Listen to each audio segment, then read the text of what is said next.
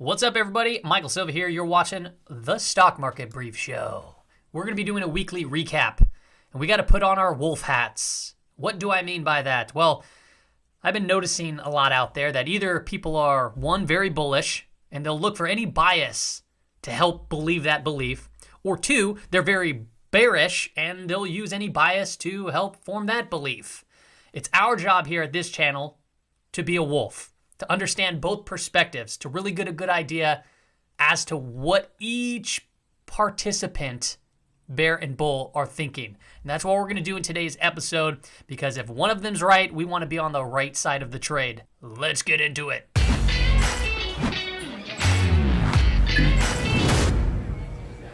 All right, everybody, welcome back. We're going to start off here at the dashboard. Just to really quickly recap, the market made some pretty darn big moves when the jobs report, the non-farm payrolls, came out, and rightfully so, because they smoked the consensus. All right, so the consensus was 150K, and the actual came at 467,000. Holy moly, that's a big jump, but that's nothing, okay? That's nothing if you just look back to the previous actual and what it was revised to, 510,000. And even it was another big bump also if you look back a prior month too as well. So a big move there caused a lot of shakeup in the markets. We'll talk about that momentarily, but that right there pretty much cements the fact that the Fed will be raising rate hikes coming into March. Now, if we are entering into a period of slower growth and higher inflation, and they're going to be obviously raising hikes, raising the Fed's funds rate into this slowing growth economy, we will see some very, very continued turbulent times, and we're starting to see some wild movements in the market. So right now, we're just looking at the Fed watch tool right here. Okay, so what is the futures market basically pricing in on the March 16th meeting date? Well, they're basically saying there is a 0% chance that we're not going to see a rate hike. So pretty much we are going to see a 1 in 3 chance that there could be a 50 to 70 point BIP hike, or a 66% chance that we can see a 25 to 50 BIP hike right there. So it's nothing certain right now, but it sure seems like they are pinned into the corner to do something immediately. How did the yield market perform? So 10-year, 20-year, 3-year, we're looking at all the yields right now. Well, so first and foremost, you can see right here, as soon as the jobs came out, bam, we saw a big spike across the board, almost inverting the 7 and 10, which is more mild of a inversion, but it's off by, the 7 years is at 1.9, the 10 years at 1.93, so very close to a mild inversion right there. The 30 and 5 started rolling over slightly a little bit more, but it's not really gone anywhere for a little bit, and the same with the 10 and 2 hasn't gone much anywhere either. The reason why I like to point this out is because the flatter these curves go, the closer to inversion, and these are 100% accuracy when they get inverted to an upcoming recession. So I like to keep an eye on them. The TLT, 10-year bond, sorry, not 10-year bond, the TNX went up. The TLT is the 20-plus Treasury bond ETF. And that started to sink off pretty severely for the week, down 2.74%. Now, I'm going to look at some risk ranges here momentarily. I don't know if this is going to sustain, but this could be a potential bear flag breakdown. The PO is still headed south down there too as well. So we'll see if there's more downside, but we do have some support around that 135 to 137 range. We'll see if it has some more downward movement to it, but if it does go down further, we'd have to expect, obviously, the 10-year yield is going to continue to perpetuate to the upside. How the dollar respond? Dollar didn't move much, but it was up on the day. Now, we know that when the dollar falls rapidly to the downside, that actually has seemed to help the equity market. So if the dollar starts moving back up to the upside, that could apply some more pressure, obviously, to the S&P 500. Now, how did gold respond? Gold was up slightly on Friday, still within this pattern. On the week, it was up 1.19%, and it's still coiling very tightly. This is a pretty bullish-looking pattern as it stands right now. If it starts breaking down, that's pretty darn bearish, but if we start breaking up, that's pretty darn bullish. As it stands right now, though, it is just trending sideways. The big mover was Bitcoin.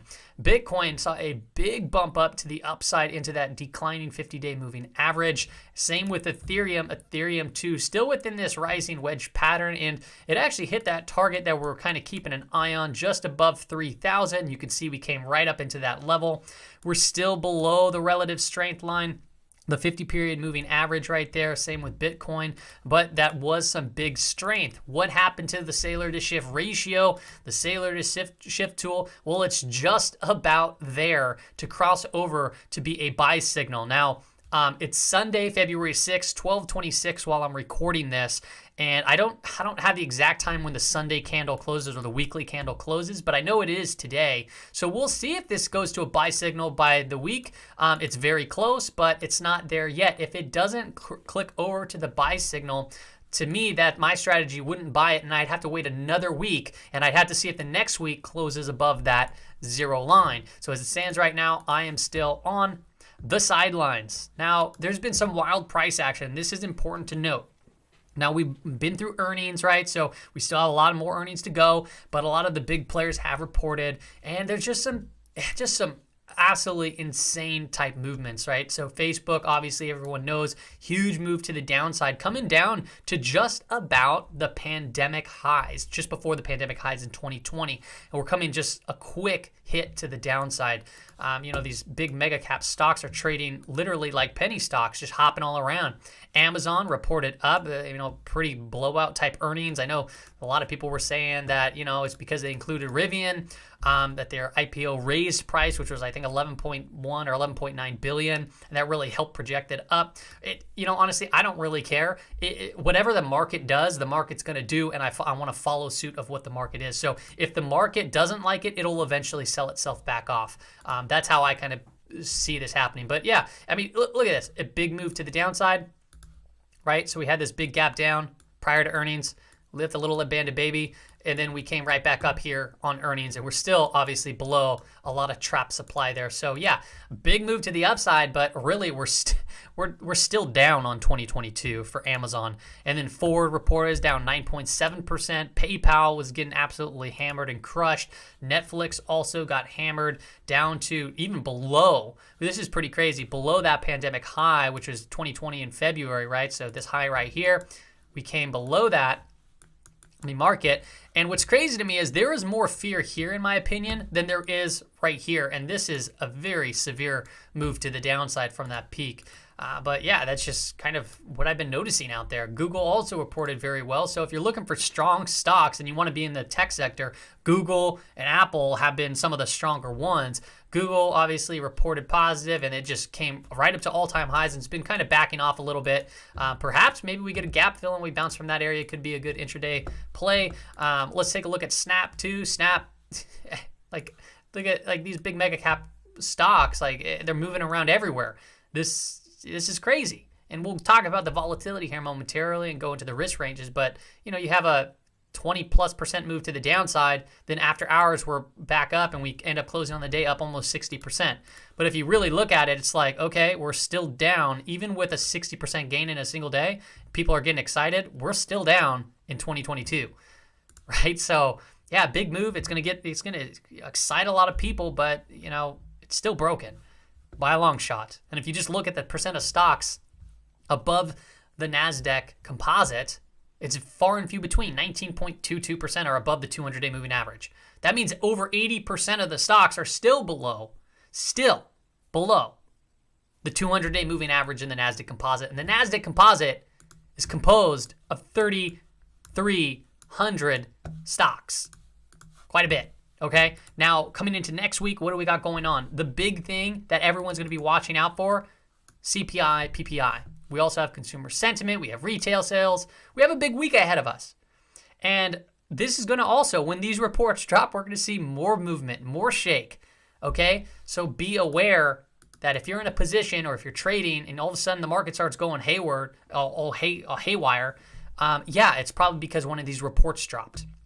Okay, now let's hop into the sectors. This is going to be important to kind of understand here.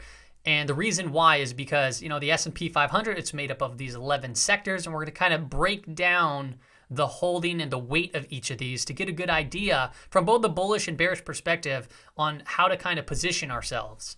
So if we just look at year-to-date performance, we all know that energy has been just a standout, 25% up, right? And financials, not, also in green. Everything else in the red for year-to-date, okay? And there's a reason for that, right? The reason why the S&P 500 is down year-to-date is because some of the biggest holdings are the mega cap stocks. And now they've been making a big comeback, but they're still down quite a bit, right? To start off the year.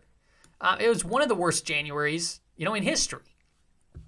We had Microsoft down around 9%, Apple down, the big player, Google, right? It's only down down 1% now for a year to date. Amazon, right? Tesla, those are some big names.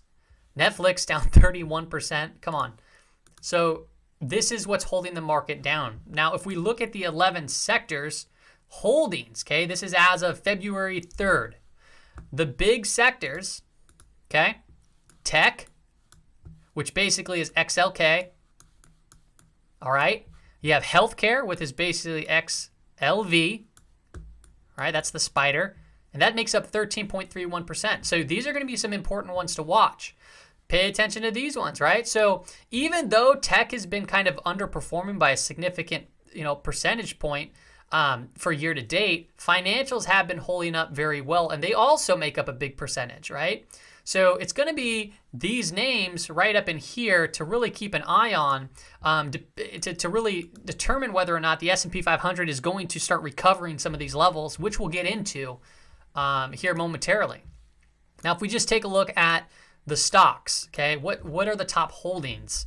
Now, if you just look here, what do you see? I mean, it's a lot of tech, right? So Apple, Microsoft, Amazon, you have Google, right? Then Tesla, NVIDIA. NVIDIA is going to be reporting here soon. All right, and then you have Berkshire Hathaway, Facebook, United Health Group. If you just calculate all these together, it equals 28%. So 28% of the S&P 500, the SPY, right? These are the holdings. So if these go down, right, it's going to really pull back the SPY, and even more so, it's going to really affect the Nasdaq 100. The Nasdaq 100 is obviously the tech sector, and a lot of these are big tech names. If we take a look at the relative rotation graph, okay, we're looking at 4 weeks tail length. What you can see is consumer staples, utilities, more defensive names are in the leading quadrant, but they're starting to have a little bit of a curl, okay?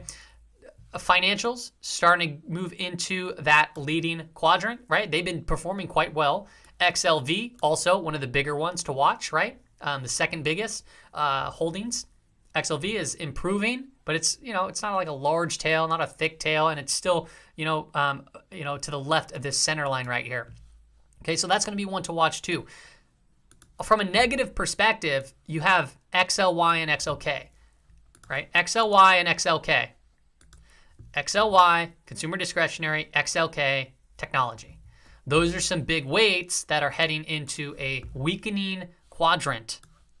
So those are weakening, but they're still, on the right side of this line. So if they start crossing over into lagging, that can obviously continue to apply pressure into the S&P 500 from a sector rotation perspective, from a relative strength perspective. Now that's all in good looking at relative strength, but we need to look at absolute.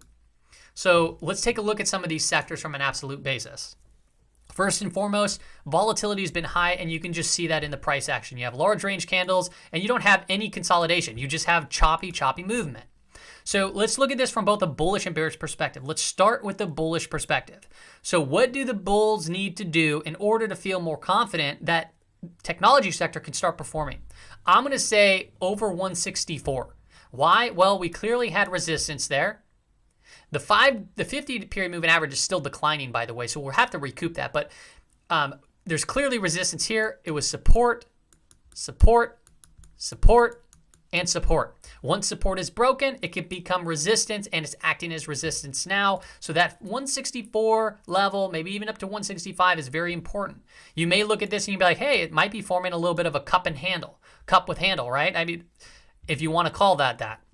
We have a high and we have a lower high. We have a low and we have a higher low right here. So it's stepping up. This is good to see as we recapture that 200-day moving average.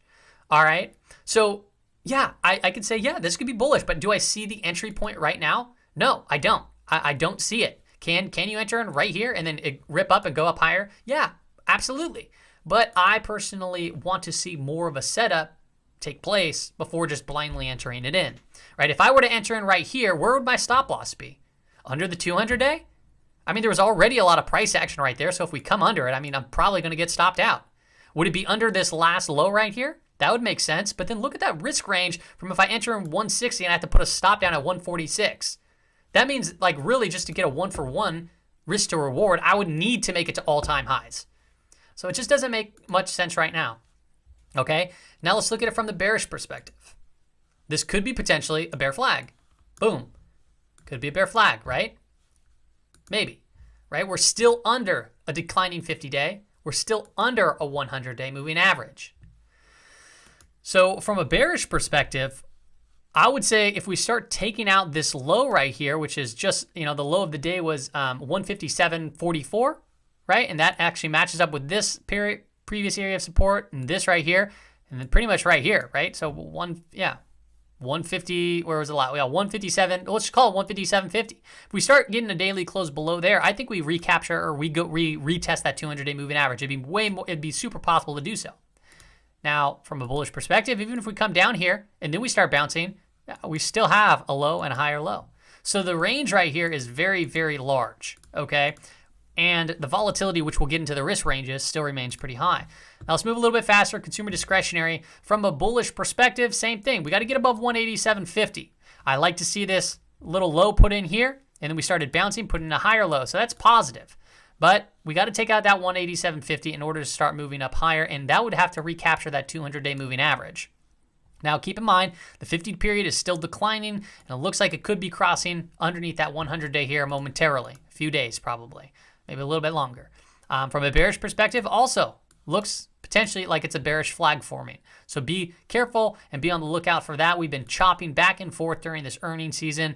We've been, I guess from a bullish perspective, one thing to note is if you connect this high, this high, this high, and this high, it actually creates a trend line. So if we start breaking out of this trend line and getting back above 187.50, that could really move us up to around 195, probably fairly easily from a bullish perspective for the consumer discretionary, which is a big weighting. XLV, we need to get above this previous swing high, what you're starting to notice here, and also the 50-day moving average, which is 133.50. What you're starting to notice here is they all look very similar in price action. Some look a little bit steeper like this one, right? If you're looking at it as a bear flag, just wedging very tightly. And, we came down so aggressively and then we're bouncing up, right? And we're bouncing up where? About a 50% move back into this drop off. So there's going to be resistance right here. It makes sense to see this. We just need more data. Now, from a bullish perspective, like I said, we need to get above this 50-day moving average in this previous swing high. That would be a lot more bullish to see. But if we start breaking down from a bear flag and all of a sudden start seeing higher volume come in, that could be a pretty negative sign. Keep an eye on the 200-day moving average if the bears get back to control of that too as well. I think Pfizer, PFE, is going to be reporting earnings this next week, so that could be one to watch. XLE, right? Energy has been on a massive, strong performance to the upside. Now we have a little bit of a shooting star candle. Another thing to potentially watch for is this rising wedge. Still, it's if you were to short into this, you'd be shorting against the trend. You'd be fading it. It's in a bullish trend right now. So if you are shorting it, don't short it for too long because this thing could pull back and still continue to rip. That's always a possibility. But we are extended from all the moving averages. RSI, right? RSI can stay overbought for quite some time, and we're still continuing to move higher and higher. But that candle right there, if we start getting below the low, a daily close below 68.54, that can signal that we can have more downside potentially to around 67 or lower. Okay, so that's what we can watch for energy. Now, here's where it gets interesting. Energy's been doing really well. Okay, energy's been doing very well. If you don't follow me on Twitter, you can follow me there. Link is in the description. If you look at the relative strength line between XLE and the SPY, that's the purple lines. The purple line's going like this. And then you see a black line. What's the black line? That's the 10-year yield. Okay, so you got to ask yourself, does this correlation, does it look pretty strong? Yeah, I would say that this is a very positive correlation. They move hand in hand with one another. So you'd have to wonder, okay, if the 10-year yield starts to back off and start heads lower, right, while the Fed raises rates, is energy's relative performance to the SPY going to continue to perpetuate to the upside? Is energy still going to be a strong performing sector? In my opinion, if the 10-year yield starts to back off, I don't think energy is going to be a strong performer. From a relative standpoint. It doesn't mean from an absolute it can't go up, but from a relative standpoint, I don't think it would be doing as good unless the correlation breaks. Now, the question becomes this. Well, is the 10-year yield going to back off? Well, if you just take a look at the chart of the 10-year yield, right, you have this inverse head and shoulder pattern we talked about before it broke out. We talked about it over here, and when it broke out. And now you're starting to see, boom, consolidation, boom, some more strength on the jobs report.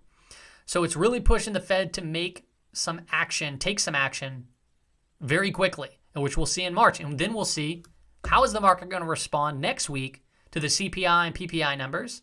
And then what is the Fed going to do? And how is the market going to then respond to that?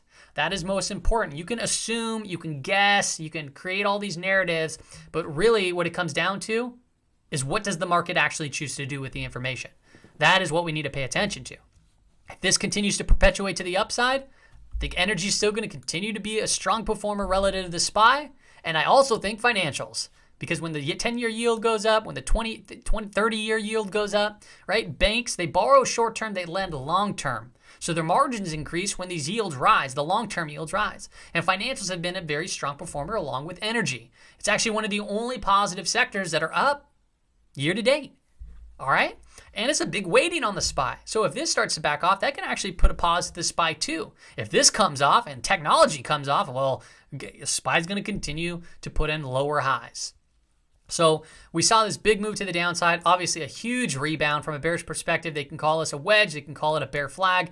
I do like to see how, from a bullish perspective, we closed above these previous two candles. That's pretty positive, but that makes sense because the 10-year yield, we saw a big spike up. Now this big move happened on some nice volume too. So that's financials are very strong right here. Overall, we're still trending sideways, right? Boom, boom, right? So if we come up, we can still come right back to the center.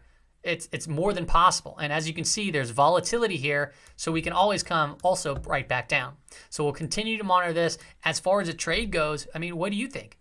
Do you think that it'd be a great time to enter right here? And what would be your reward if you enter right here? To potentially fill this gap? But your downside could be all the way down to here. So your reward would be right here, and your risk would be right here. So your risk is greater than your reward. So it doesn't make sense to go long unless if you see certain individual stocks that are setting up where you can back into the risk where the risk is a lot smaller. Let's look at some weekly charts. The SPY doesn't look nearly as bad as some of the other indices. So the SPY reclaimed that 40-week moving average, the 200-day moving average, basically. It's still under the 150, which is the 30-week moving average. You can see that we actually tapped into the 10-week moving average, and that acted as resistance. So that's going to be one to watch from a bullish perspective. We need to reclaim that. What's the 10-week moving average? The 50-day moving average is what basically that is. And you can also see the 5 EMA, we closed still below that. So some bearish things, some bullish things, right? It goes both ways. As it stands right now, when you look at these indicators, the technical indicators, the PMO, price momentum oscillator, it's still pointing down. So going long here, you still have a little bit of wind at your face. The RSI is also has been a negative divergence, but it's starting to creep back above 50. So that's positive. So the SPY doesn't look all too bad right here as it stands right now. If we start cracking below the low of this last week, which is 439.81, that could bring in some more downside. Now, what we need to watch for, the key level is 420. If 420 starts to break, watch the VIX start to rip. That will cause some more panic and more fear to take place. Okay, so that is a key level. If we stay above it, we're fine for the time being. Okay, if we're above 420, we're fine. Yeah, it gets scary when we're below the 200 and some other key moving averages, but 420 breaks, watch the VIX go. Just watch it start flying. Okay, look at the Qs. Qs don't look as good. All right, you can see a much longer wick in the last week. It's not above any of these key moving averages, right? The 40-week moving average held as resistance. So, what do we got to look here? What do we got to do? If the low of this previous week starts to get broke, it leaves the potential move to go further down to around 335. We'll probably have some support around this body's open, which is around 345. Okay, so if we get a weekly close below 350, which is possible, expect to see the volatility index, I believe for the NASDAQ 100 is the VXN. We'll bring that up later. I can't remember if it's the VXN or if it was another ticker, to start heading higher, because that closed already at plus 30, which is, basically the VIX, but for the NASDAQ 100, which is high. So if that starts breaking and this starts going higher, be very, very mindful of that. So not the greatest weekly looking candle, but things can get repaired. Let's take a look at the IWM. IWM has hit bear market territory, and we kind of slightly came out of it. Okay, so we went down 20+%, and now we're slightly getting out of it, but we're still down tremendously. So be very careful here. We still need to get back above, from a bullish perspective, 209 to 210. If you're trying to be bullish right here, why? Buy it higher. You can always buy it higher. Just let the price confirm some strength. But we don't have the strength right now. Right now, we just have a little bit of a bounce. Okay? Let's look at the risk ranges. So the ones that are highlighted in light gray, those are last week's risk ranges. The thick gray is this week. And as you can see looking at the SPY, we still have a lot of volatility being priced into the market. The upper range, so if we start moving higher, where does it bring us? It brings us right to the 50-day declining moving average. That could set up for a potential good short, okay? Or taking profits from a long perspective if you want to trade like that. Now, if you look at the last week, right, where do we go? Well, we tagged it, boom, and we came right back up, right? We were everywhere. 1, 2, 3, 4, 5. Sorry, we did not tag that. That was the prior week. We tagged these lows over here. So this last trading week, we actually just started right out of the gates, ripping to the upper edge. My apologies. Now, what we're looking at is a low of the risk range down to around 437.50 and to a high of 460. Okay, so if it starts coming down here, we'd be getting down to around that 200-day moving average, which could act as an area of support. And if we come down there, right, we have a low, we still have a higher low. And if we come up here, we'd have a low and we'd have a higher high if we actually had a break there. So those are a couple different ranges that we can keep an eye on. I don't personally, I would not, if it comes up here, I probably would be looking to short. Or fade it, do something like that. But it's just not there quite yet. So we'll see what happens in the overnight session. Keep in mind too, lately it's like the first day of the trading week. It's like we're hitting these ranges. So we'll see here if Monday comes. But I would imagine it's going to get pretty shaky up more midweek when the CPI data releases. If we take a look at the Qs came to just above last week's trading range. You can see that light gray right there. Now what it's pricing in is a move to around 370, which matches up with its prior high, and then a low to around 345. So still a wide range for a lot of potential volatility. And what we'll do here is we'll hop into the 15-minute time frames to get a better breakdown. If we look at the IWM, also pricing in a lot of move right here too as well. We've been chopping back and forth, right? Last week we hit the upper edge, and then we tagged it pretty much perfectly and came right back in to close just about at the center. So if we come back in, the high is going to be around 205. That's the upper risk range. And to the low side is going to be like 191 to 192, which coincides with this low and, this little, these little bottoms right here in the candles. So that is the ranges that we're looking at going into next week. If we take a look at the TLT is also pricing in quite a bit of movement. That shows us coming down to around 136.50 to a high of around 141.50. So if the 10-year yield continues to perpetuate to the upside, this can come down and tag this. That would probably bring the 10-year yield north of 2.0, maybe a little bit higher. And then you have to start to wonder, like, hey, maybe that would make a good entry for the TLT. And, so that's something that I might be looking at coming into this range. Do I think it's going to get there? I don't necessarily know right now. From a risk to reward perspective, I was looking at a risk to reward here to come back into a middle of a trading range, and then I got stopped out at a break even. And good thing I stopped out because, well, it started selling off more. All right, so you got to protect your capital. And to do so, you need to really try to get these, stops to break even as soon as you can, as soon as you're in the profit, and see if it continue to move in the direction that your bet is in. Let's look at the 15-minute charts. Okay, so the dashed lines, those are the risk ranges. And then the green and red lines here, those are actually just some support and resistance lines that are kind of my levels that I'm watching. So next week, right, so at the lower range is that 437.50. If we start breaking down that and getting a little bit more overextended, I would start looking at about 431 right here, which is right by this volume shelf profile and all this other prior price action. That would be, to me, a potential good area to start longing if we start getting down into that range. You can try probing right here at the lower range if that's something that you want to do, because it also lines up with prior resistance and prior support, so that can make sense. If we start heading higher and we start getting above 452.50, I would expect to see this gap filled, and if we perpetuate a little bit more outside of this gap, which can act as resistance, there's the upper range right there at 460. So I do think that we will start to struggle in this area unless something magical really does happen and take place to perpetuate us next week above and close above those levels. Okay, it's not out of the question. It seems like it would be a very, that would be some crazy data. That would be some really good information. If if you're a bull and we start closing above here next week, that's some pretty strong data. Overall, if you look at the 5-day moving average, it's still inclining, but guess what? The close into the last trading session was pretty bearish. Some might call that a bear trap if we start ripping higher. Others look at this and say, hey, if this is closing like this into the close on Friday, I would expect some more momentum to the downside start Monday. So if we do start falling Monday, that's when I start looking at these levels down there. Okay? So be open to either upside or downside and be prepared for taking trades on either direction. You don't want to become, too biased on one side or you'll miss opportunities. If you take a look at the Qs, upper range coincides with this previous area of resistance and this gap fill right here. So we start coming up, makes sense that price action would struggle to get above and close above 370. All right, that's also with the volume shelf profile over there.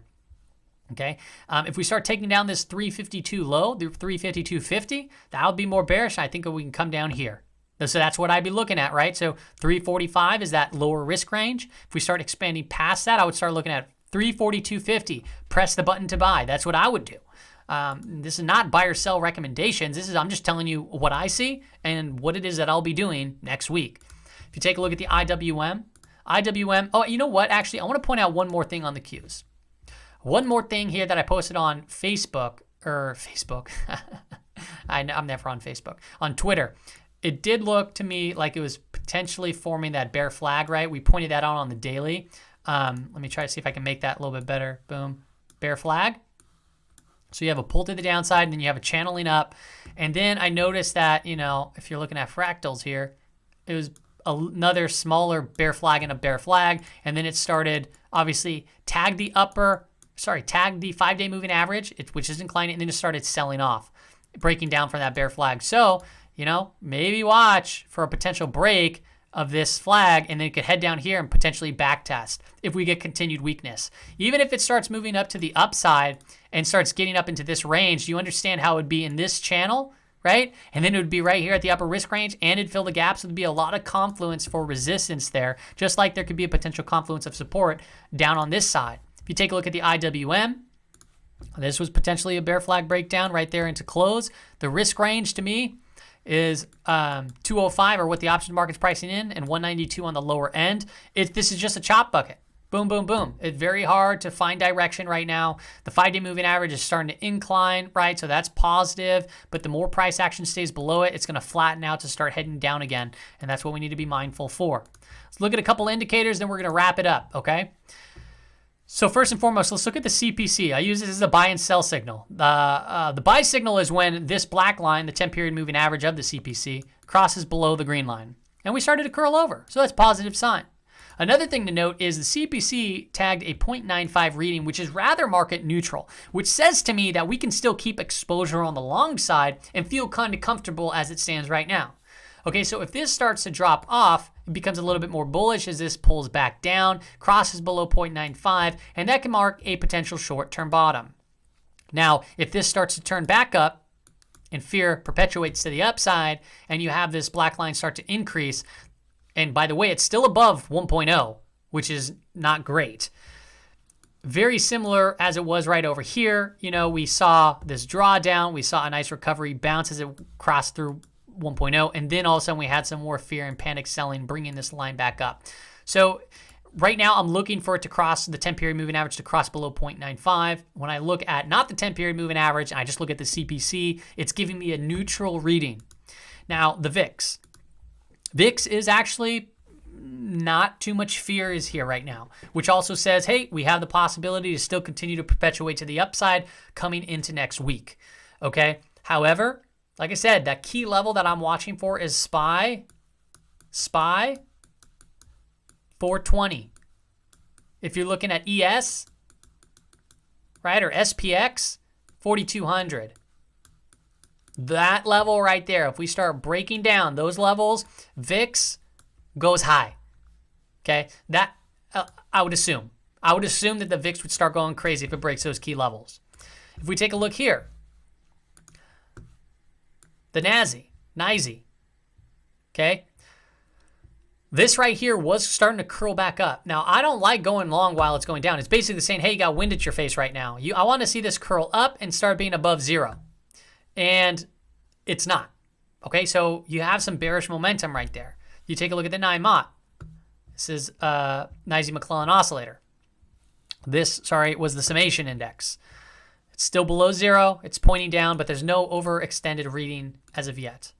It's starting to really feel like 2018, given the current environment that the Fed's in, right? How the Fed had to raise rates in an environment where growth was slowing. And what did we see happen? Well, we saw this trigger down below zero. This triggered a minus 300 reading. We're seeing the same thing happen right now as the Fed is in the very same situation. What happened from that? Well, we had these big bounce up, sell off, big bounce up, sell off, big bounce up, sell off. So what did we do? We didn't do anything for a while, and then we started crack lower, and then we saw the move to the upside. It feels like that. Okay? If we take a look at the SPY, this is more bearish right here. Now, this could change, but I pointed this out on Twitter and also on the Discord that we did get a reading below this level. Now, this isn't a perfect indicator, okay, by any means, but when we get these low readings, it signals that we could have some short-term weakness up ahead. You can see we went up, we sold off. All right, but then we started going higher. This is an hourly time frame. This one was more dramatic. We, sold off, we bounced up, and then we just, boom. And then we started coming up, but then we got another reading. Boom. Okay, right here. Boom. And then obviously it recovered. Okay, so it's not like it's going to crash, but it gave us some warning. This right here gave us the signal, and look what happened. It actually ripped up higher. Okay, so that signal was wrong. Now, if you look at all the signals, 1, 2, 3, 4, 5, 6, all right, there's actually a couple more. I have a longer term chart, and basically what it said was 9 out of the last 10 signals were accurate, and this one was the only one that wasn't. And now we just got that signal again. We started seeing a little bit of tiny weakness, but it hasn't been confirmed by any means. So what does this say to a bear or a bull? It says, we have some short-term weakness possibly up ahead, but don't put too much weight on it. Just be very cautious and mindful of your risk. Does it mean short right now? Well, if the technicals and the absolute performance suggest it, yeah, sure, why not? Now, here's where it gets a little crazy. So Russell volatility, it's above 30. So do you think that this is a safe place to go long? No, right? You want a Russell volatility, you want it down here, and then you can feel like a superstar. But when it's up in these ranges, it's going to be you're going to get a lot of chop, a lot of whipsaws, and a lot of volatility. Okay, so it's a rough area to be right now. So if you're struggling to get some solid performance, generate some alpha, in this market, it's because of these how volatility is right now. And if you look at the VXN, the NASDAQ 100 volatility, it's above 32 as well. So you're just in a period where volatility is significantly higher and much more difficult trading environment to be in when volatility is up in these ranges. So be very careful until we start coming back down is when you can feel a little bit more confident. But right here, this is whipsaw city, chop city, throws you back and forth and frustrates you type area, okay? So be aware of that. All right, everybody. That is all I have for you. So let's just wrap this up in kind of a bow and put it into a conclusion, because I went over a lot of stuff, a lot of different data, a lot of different sectors. I personally think here, obviously, one, volatility is super large. So what is super high? So what am I looking for? I'm looking at for the best risk to reward trades. And the way that I see that playing out throughout the week is zoning in on these smaller time frames and trading around these key levels. So like I pointed out, you can come back here and you can screenshot them, but I'm looking at these levels from lower perspective and higher perspective to place trades. Okay, the risk ranges have been very, very accurate as far as where risk closes and where it kind of ends up. And lately it's been, a solid move early in the week to one of the, upper ranges or lower ranges. So we'll see here if that's the same thing. We have big data coming out next week. All right, we have the CPI data, which is going to throw things around. So we're still in the midst of a lot of volatility. We looked at both bullish perspectives and bearish perspectives, and anyone can strike right here, to be quite honest. So be very careful. Look at these key levels. Pay attention to what sectors are performing throughout the day or throughout a completed day or throughout the week to understand or not, like if the SPY is going to get some continued strength, right? These are those 4 sectors to pay close attention to: healthcare, tech, consumer discretionary, and financials. All right, everybody, that's all I got for you on today's market brief. Have a wonderful night.